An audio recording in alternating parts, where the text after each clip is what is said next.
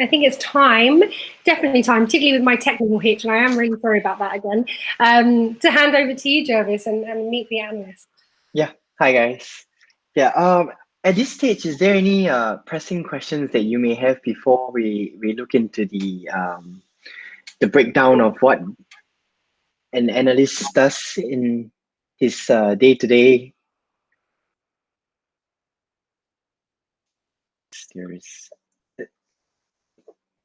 Yep. If not, I'll just proceed. Yeah, maybe just a little bit about myself. I graduated from University of Sydney. I majored in stats and quantitative finance. And really quickly, before I joined Sparkline, I was with an NGO in Australia called The Big Issue, and I was their data business analyst there. Then from there, I moved on to role with MBS. Yep, I'm working in MBS. I'm responsible for the optimization of the casino operations in Marina Bay Sands. So you'll be dealing with I dealt with things like the house edge, how much revenue is being generated in the casino floor. How should I optimize the various games? How should I tweak the games and change the house edge so that the casino make more money? and yep, and how and ways around improving the revenue flow for the casino. So if you have any interest in the casino, just feel free to catch up with me after, during the Q&A session. Yep. So this slide is to briefly break down the various essence of digital marketing analysts. So most of them will tend to come from a data science background with knowledge of the MarTech platform like BigQuery, Google Analytics, Adobe, Telium, and whatnot. And there'll be a mix of hard and soft skills here, like financial acumen, emotional intelligence, creativity, and yeah, I think this is really important, which is curiosity and creativity. Just so you know, this chart is not drawn to scale. It's just to highlight those few key attributes that we found over on LinkedIn, and yep, and yeah, last but not least, natural leadership. Yeah, maybe I'll just quickly break it down for you. What are the core skill sets a data science professional should bring to the table? So yeah, this is it's an onion diagram that I created, and there are usually 5 main pillars. The first pillar is obviously the business. That's where the understanding of the product, how your business makes money, and knowledge like this comes into play. And the other four, I think you might find it really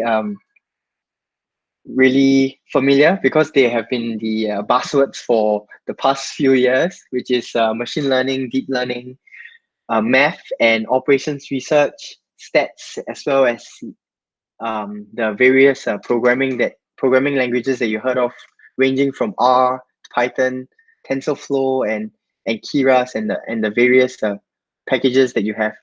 Maybe just to dive down a little bit deeper in the few segments here.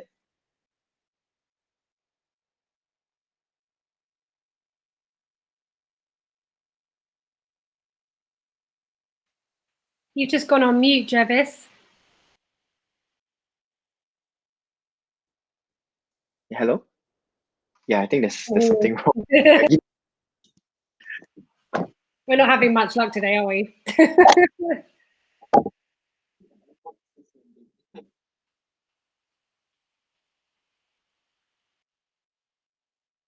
Yep. Hello, can you guys hear me? Yep, perfect. Okay, awesome. Yep. And math and OR operations in short, which is operations research, touch on optimization methods like Not sure if you guys heard of the shortest path problem, the traveling salesman problem, the network flow problem, stuff like that.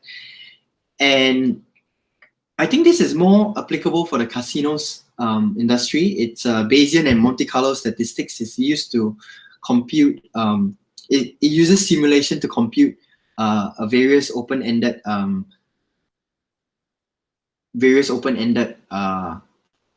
formulas, as well as it plays an important role in computing the housage for the casino. Especially, I think to bring into context here, it's like the game of blackjack.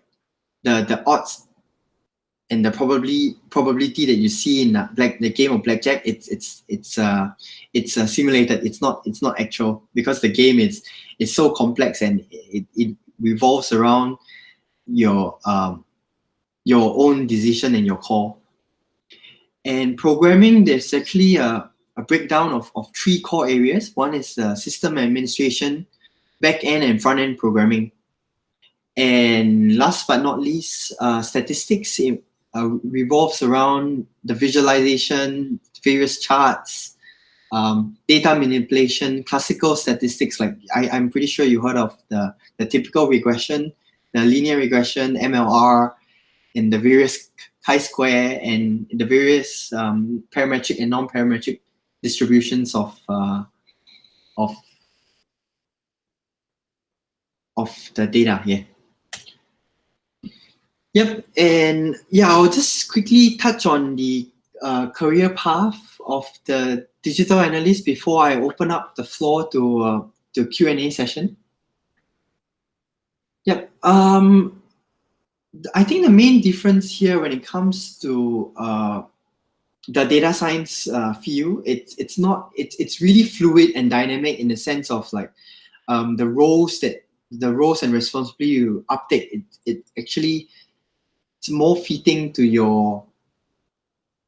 I'm not sure if you guys have done the Myers-Briggs test, the ENTP, INTJ. So yeah, when it comes to data science professional, it's really tailored to where you can come in. Like if you're really good with the business acumen, you'll be the advocate, and if you're really good with numbers and math, you'll be the researcher, and if you're good in creating process flows and coding, you'll be the architect, and the innovator will be like kind of the jack of all trade, the technopreneur, somewhat of that sort. Yep. And yeah, this is just a breakdown of why I say that the data science professional, it's really fluid, because maybe a good example would be some of the previous participants of the Google Scrap program, and as well, and now it's renamed as the TIPP program. There's I see people coming from auditing, and I think it's a very fixed and static role, because there's not much of areas for you to stretch in. Whereas in the field of data science, if you're really good in business and you lack the technical understanding, you still can craft a niche for yourself. Yeah, and but you could, as you could see, it's really fluid in that sense, and you don't need to worry if you are lacking in the technical aspects of the job. There are roles out there for you, especially if you'll be handling the client, you'll be managing clients, you'll be going into C-suite meetings and present your findings, whereas as compared to the back-end data science professional, they just be working on SQL queries, optimizing the data flow of the various data sources that the company has. Yep, and yeah, last but not least, the key takeaway here is you need to be curious enough to explore ambiguity, and can you tell a good story, creativity, and brave enough to challenge the status quo. And last but not least, you need to be nimble enough to break down complex problems. Yep. So I think before I hand the time over to Sarah, maybe I'll just open the Q&A sessions to the floor, and let's and try to tackle what questions that you may have, so that Jervis, we had a question, and hopefully you can hear me. We had a question from Audrey. Actually more of a specific question relating to digital data. In terms of Google Tag Manager for e-commerce, how much coding would you say that you need to be able to run that? Google Tag Manager on a scale of 1 to 10, or where the... Maybe Audrey, if you're on the line, you can help us with the question. I think she's on mute.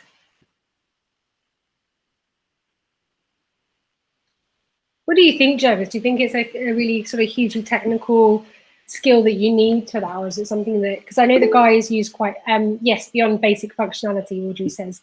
I know JavaScript is something that we ask our guys to be quite conversant in before they're able to do the tagging.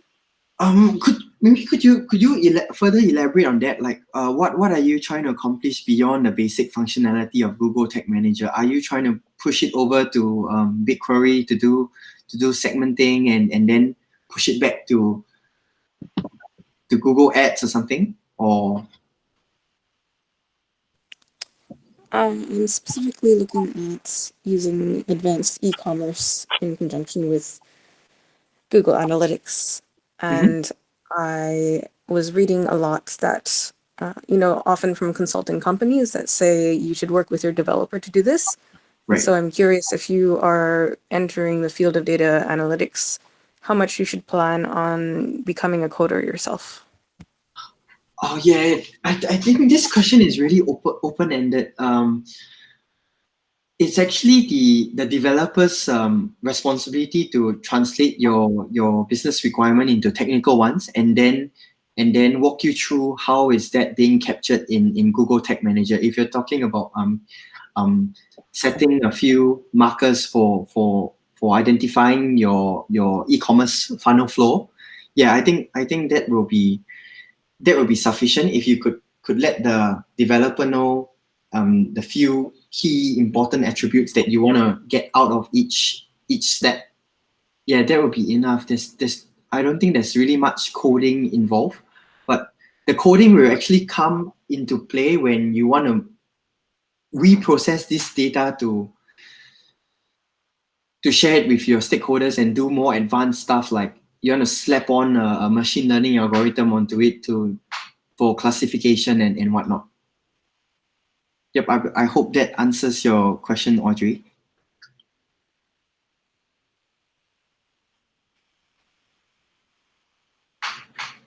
Seeing if we had any more questions there, Jervis. Bear with me a second. From Audrey as well, just in terms of best resources and conferences to stay up to date with as a data analyst. I've actually got a slide on that, Jervis, but do you have any particular go-tos for, resources, or in terms of, resources, for data analytics, or any particular blogs that you follow, anything that you can give us a heads up on? Yep. Yeah, there's quite a few actually, but yeah, like I said, I think I'll have a better context if I know what you're going to use it for. So for myself, if maybe an example will be, if a query that I'm working on, BigQuery, it's getting too complex, I use something called the SQL visualizer. So this will fall into the aspect of tools. Wait, let me just quickly share that in the chat. Okay. Yep. I've also got a couple of slides, Jervis, that's got some resources on, because I asked the rest of the team not too long ago, so I can share those with everybody as well. Yeah, that would be great, Sarah. Maybe you could share the pages with those things with Audrey. Has anybody else on the line got any questions? Obviously, it's an Ask the Analyst session, so please don't be too shy. And any other questions if we leave it open for a minute? We have one from Jay. Okay, great. Yeah, Jay, it's actually I think to answer that question, and let's take it more to a more personalized and tailored approach. Maybe you could share something about yourself. What's your background in, and where do you work as for your where are you working now, and maybe we could take it from there. Hello, can you hear me? Yeah. Hi, Jay. Hi. So right now I'm a final year student. I just graduated. So I'm an engineer myself. I'll be getting a bachelor's in engineering. So I'd like to know, like, I was considering a career path change uh to be a data analysis. So I was thinking, I've taken a few courses on, Mhm. I mean, very simple programming on C language, on Python. So I was thinking, how else should I improve myself to, orient myself to a data analyst role? Okay, I think the first step is to try to create a niche for yourself. So if you find that you're really good in the coding areas, and the next step I reckon is to find an industry that you're passionate and interested in. So for myself, it was the casino, and now it has moved on to airlines and in insurance. So I've actually gave up, not really gave up, like I didn't pursue my master's in actual science because I took up a job with MBS, because I was really passionate about the dealings of a casino and how they make money, and yeah, I just wanted to know why those movies that I watch always portray Las Vegas in this sort of way, and have you guys heard of the MIT blackjack team? Yeah, and how they scam the casino, and how they count cards and stuff like that. So this was like a particular interest of mine. So if you could share, is there anything that that you are really interested in? Because for data science, it's really fluid, and without the context and just working on the codes itself, you wouldn't go far from you wouldn't go beyond what's in Coursera, and what's on the various Udemy, Udacity content. Yeah. So if you have anything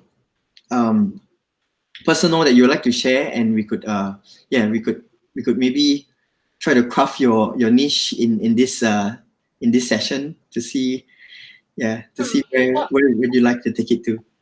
To be honest, not so much yet. I developed this interest quite late, so I don't have a lot of niche yet. But I do have this dream of kind of merging because I'm a material science engineer, so it's a dream to kind of merge material science, maybe in applications or manufacturing industry or something like that, into and apply data analytics into it. That is a dream, but I don't know if it's possible. I'm not sure if there's a job available out there, or it's something I need to carve out on my own. So I was just, but overall, I'm just exploring options. I don't have a fixed path yet. I see. Okay. Yes, that's the Yeah, case I for me. think to answer your question, I do have a friend in Global Foundries. And when you refer to material science, are you talking about like wafer fabrication? Just correct me if I'm Yes, wrong. yes, it involves wafer fabrication. Okay. Yes. So yeah, this friend of mine is working in Global Foundries doing wafer fabrication, and for wafer fabs, it's there's I'm not sure what is it called. There's pixels, nano pixels, or nano cells that you're trying to optimize your recipes for to get to get a really clean wafer. Am I right to say that? Yes, I can see applications there. Yes. Okay. Yeah, and there's definitely some areas of statistics involved. Yeah. If you wanna take that path, yeah, that's how I would marry data science with the material science area. And yeah, I think when it comes to materials itself, there are various key attributes of the material that you could render, or you could optimize for, and you could store it in a data set, and whatnot. Okay, so based on what I see data, when I look at analyzing data in wafer fab and all that. I've been to an interview where they don't actually use programming, that sort of things, which I kind of hope to use. But I guess it really depends on the company itself. Do you think so? Like, I mean, it's not Yeah. always the case where data analytics will come to play, because it's not like a huge amount of data that you're working on in I would say factories, or I'm not too sure. What do yeah, you maybe think? let me clarify that doubt of yours. For especially for engineering areas and wafer fabrication areas, those are the industries that has really high barriers of entry. So those jobs that you're trying to get into actually requires a master's or a PhD, yeah, which is what my friend has to be able to get that role for doing that. I'm not exactly sure what that role entails, but it's something to do with creating the most optimal recipes to create wafers through all this through the statistical and maybe a little bit of mathematics approach. Yeah. So I think what we're trying to share here is digital marketing has a very low barriers of entry, and it doesn't require you to be doesn't require you to have a PhD or masters to get this ball rolling. So and the idea behind this curriculum that we have is, yeah, because if you talk about material science, it will be a little bit difficult for me to share with you anything further with regards to that, other than the conversations that I have with my friend. So yeah, so I apologize if I'm not sharing the 100% accurate information with regards to the wafer tech. Yeah, on to the point of It's okay. It's okay. yeah, onto the point of the digital marketing digital analytics marketing aspects. If you want to get into role of this, and you want to ultimately move into the material science area, this will be I will reckon a good move, because it sets a ground of and it gives you a few years of experience dealing with data itself. Then after that, you could pursue a part-time master's or part-time PhD. I know that's going to be really challenging to go and get into the areas of material science. But I think the best step to take as of now is try to get exposure and get experience in doing this sort of role, so that you could set yourself on a good path moving forward. That'll be my best advice for you, Jay. Okay, thanks for sharing. Yeah, no worries. Thank I you. hope that answers your question, and I hope I did justice to the wafer. Yeah, it's great. It's great. Thanks for the questions, Jay. Audrey has another example there for us, Jervis. I don't know whether it's one to go through now, or if you want to connect with her after the session. Using to explain to business owner using how effective marketing are and where.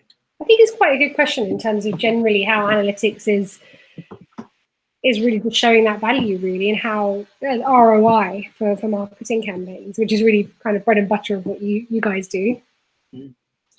Maybe I'll just quickly share what I've been doing this morning. I think what I've been doing this morning it's quite similar to having effective marketing campaigns.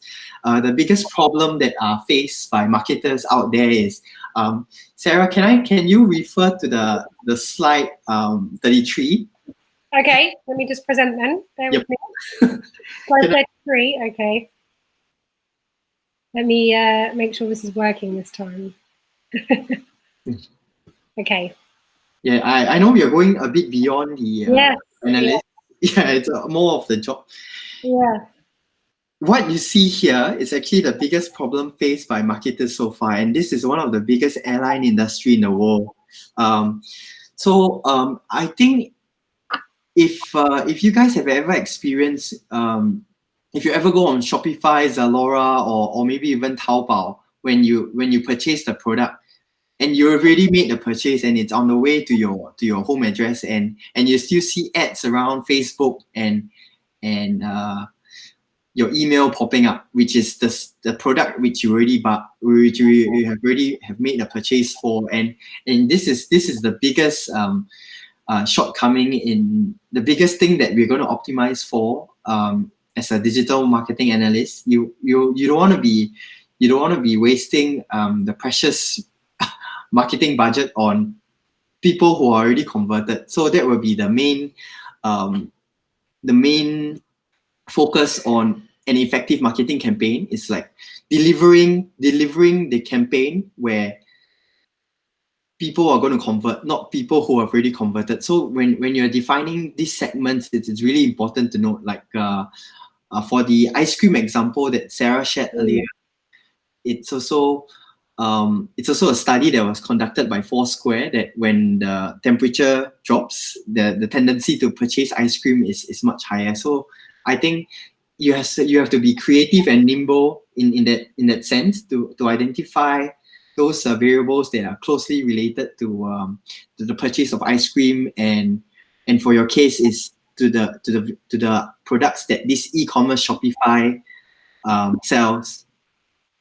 So if you have more information on that and you would like to have a chat with me offline, I'll be happy to I'll be happy to talk about those. And when you're talking about landing page improvements, that's going into the area of A/B testing and whatnot. That's a little bit experimental. Experimental. So I'll focus on optimizing the marketing budget first, if that's the question. Great. What are your thoughts? Oh yeah, it was just because earlier you asked for an example, so you could kind of talk about it more, I think. So I'm happy to connect over email, but I think it's also good for people to hear what your experience is in a role like that.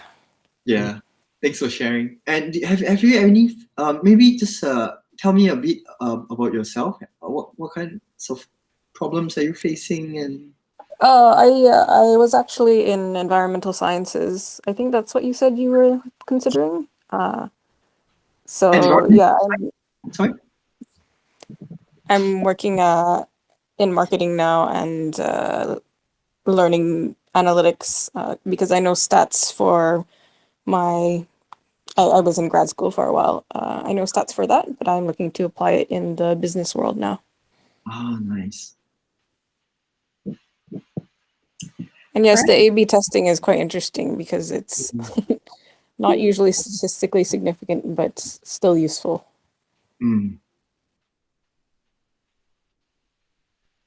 Okay. Do we have any more questions there, Jervis? I'm just going to stop presenting so I can see. Thanks for those questions, Audrey. Really interesting. Got one there from Clement, Jervis. Can you see that? Yeah. See you, Audrey. Yeah, happy to. Thanks, Audrey. Yeah, thanks. Okay, Clement, let me just digest your question for a little while.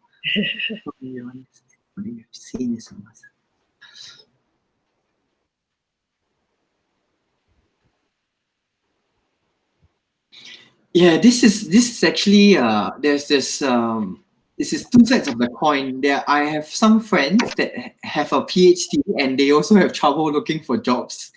I think the main thing is the main problem actually lies in some companies being not able to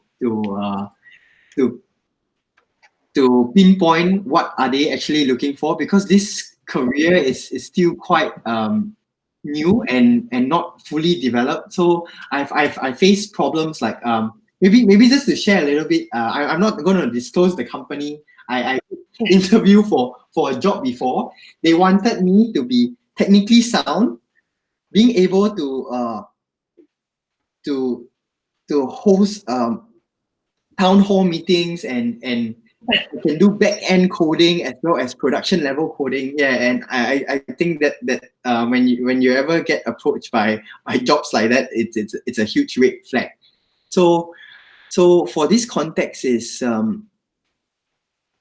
for your case is you don't necessarily need to get a master's or a PhD unless you really want to invest further in that field. Like maybe for for Jay's case, she wants to go into material science and doing the optimizing the recipes for wafer fab. Yeah, that will require a very specialized knowledge, which requires a PhD and master. Okay, understand. Yeah, I think for me, like, I've studied mathematics and economics, so like, I think in terms of the stats knowledge, like, I'm pretty well versed. Like you were saying at the start, like, test, whatever. Yeah, yeah. So that's why like, I'm looking at like a master's, because like, yeah, you know, the job market's pretty bad. Then there's a study when the economy is down, there'll be more applicants for grad school, right? Yeah. Well, yeah, that's okay. You go. Sorry, Clem, I was just going to jump in and sorry to interrupt you. Just from a hiring kind of HR perspective, I would also just say this might be really obvious, but you might see things like that listed on job descriptions, but sometimes just like don't take it at face value and still apply and still go ahead and still try and talk to the company, because it might just be listed on there, but coming down to it, in my experience, and it really depends on the company, the organisation, and who the hiring managers are.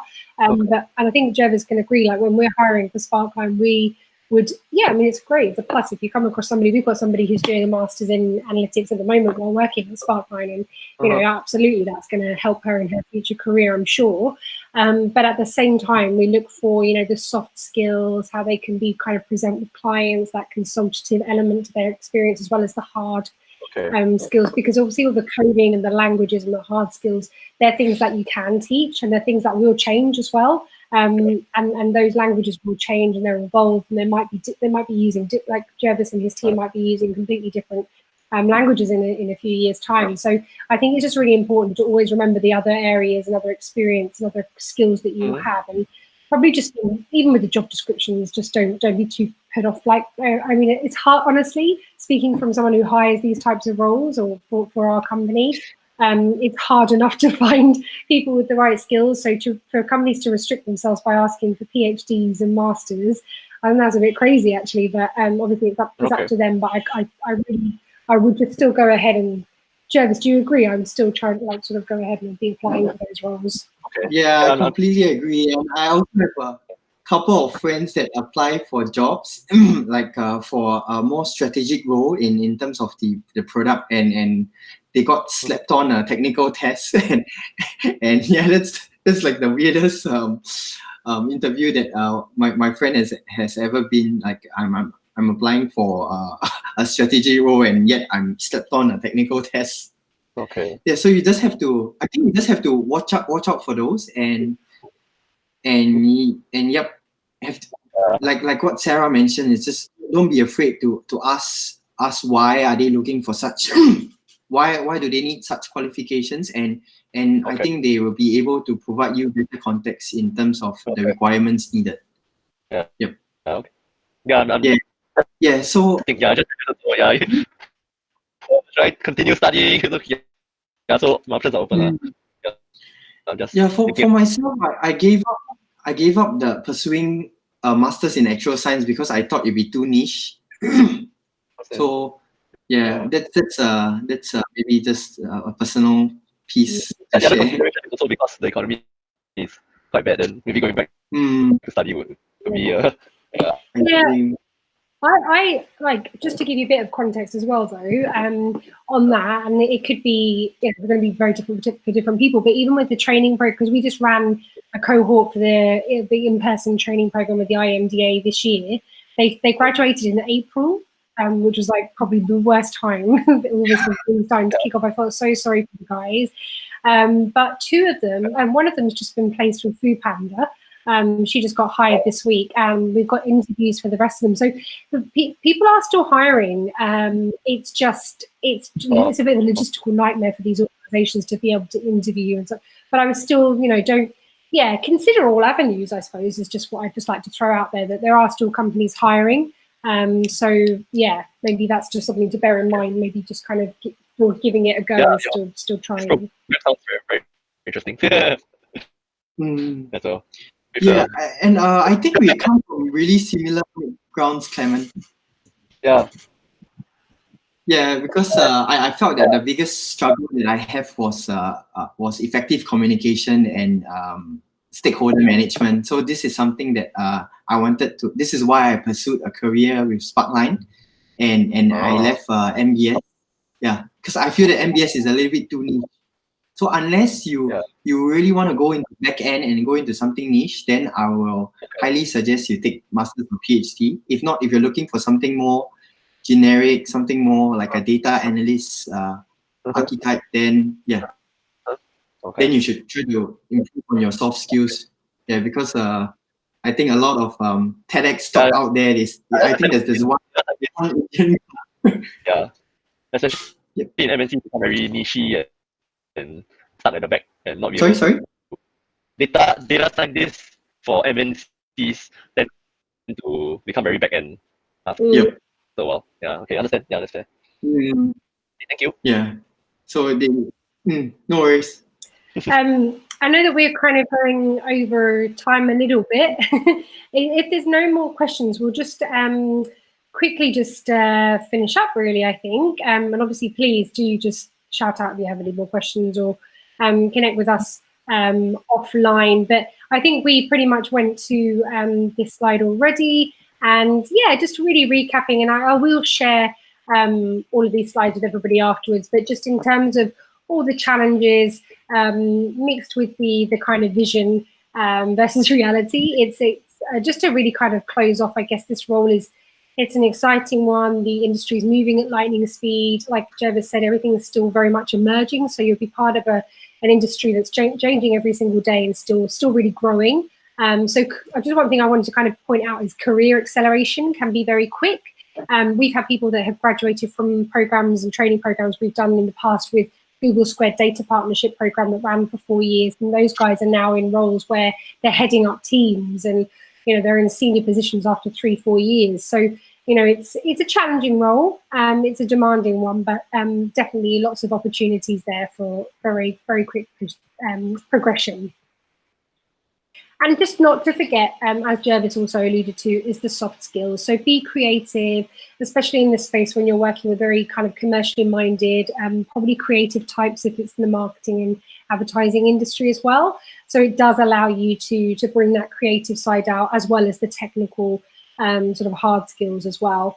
And I'll share some resources. I know one of the ladies that dropped off the call was looking for some resources, and some of my colleagues have put together some links there for different blogs and different people that they follow. So that can be really helpful when you're trying to build up a bit of a knowledge bank out there.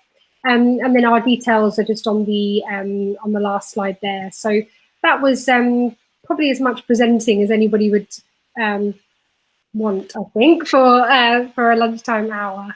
And then just really to kind of recap for everybody that's still on the line. Yeah, just give us a show the Google Slides link here. Thanks, Clement. I'll send them around after the call. But yeah, it's really just about kind of just showing people what this role, what the industry is all about, getting people as excited, trying to create more skills, which is why the online and the live training programs that we have are in place. So if anybody's interested in finding out more about those, our next cohort for TIPP starts on June the 8th, and not to forget that's a placement program as well. So if you guys are looking at what job do I want to do next, I want to get into this career, but how do I start? This could be for you because it will help with that job placement side of things as well. And 70% course fee subsidy puts the final price at $3,000, just in case anybody's kind of wondering how much is this actually going to cost. Transparency is always a good thing, so I'll just throw that out there as well. And then just for that, it's just open to Singaporeans, basically. So I think that was it, really. That was as much as we wanted to kind of go through. Thanks ever so much for joining us. Thank you, Jervis. Yeah, no worries. And if anybody has any questions, please feel free to contact us after, and we'll be in touch with the discount code for online program, and just here to chat if anybody has any questions. And keep in touch if you are looking for jobs as well. Sorry, I should say that we're always looking to hire and grow our team as well. So for all future analysts out there, just stay connected. Yep. Maybe just one last thing for me to add. I think just so you guys know, this program was previously called the Google Scrap program. And if you want to do a bit of snooping around, you could go over to LinkedIn and just type Google Scrap program and look at all our graduates and see where they are now. And maybe you could ask them out for coffee or something, or you could just reach out to myself. And if you want to have a chat on what are the next steps that you would like to do, or if you just want to share some rants about the current job search, I'll be happy to hear your thoughts, and I'll be able to I can take this over to Sarah and see how we could best assist and support you in this times of crisis. Yeah. So, but most importantly, stay safe, guys. Yeah, everyone stay well, and thanks again, and hopefully be in touch soon. Thank you. Yep. Bye. Thanks, guys. Bye. Thanks.